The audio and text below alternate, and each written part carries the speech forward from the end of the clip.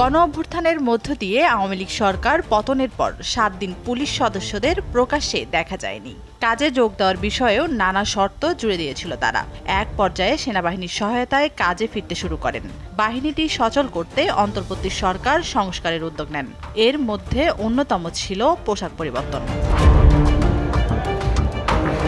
এরপর police, RAB ও answer বাহিনীর পোশাক পরিবর্তনের সিদ্ধান্ত অনুযায়ী পুলিশের নতুন পোশাক হয় আয়রন রঙের, র্যাবের অলিভ আর আনসার বাহিনীর জন্য গোল্ডেন হুইপ।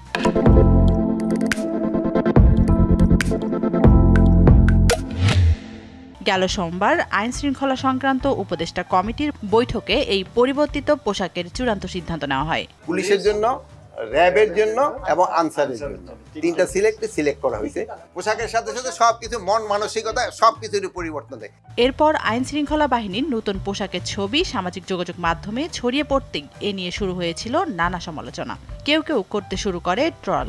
আমি র্যাবে আছি। আরে দারোয়ান আঙ্কেল। কি দারোয়ান? কি? আমি আনসার। অনেকে আবার পোশাকের এই রং পরিবর্তনের দাবিও তোলেন। এবার এই পোশাক নিয়ে মতামত দিয়েছেন জনপ্রিয় কণ্ঠশিল্পী আসিফ আকবর। ৩ বাহিনীর পোশাক ডিজাইনারকে গ্রেপ্তারের দাবি জানান তিনি।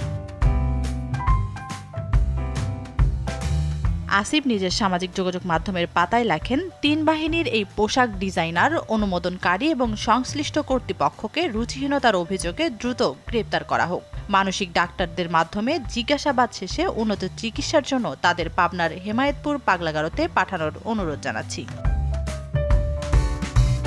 এছাড়া তিনি বলেন, সারা দেশে রুচিহীনতা ছড়িয়ে পড়লে সব দায়-দায়িত্ব রুচিহীন সরকারকেই নিতে হবে।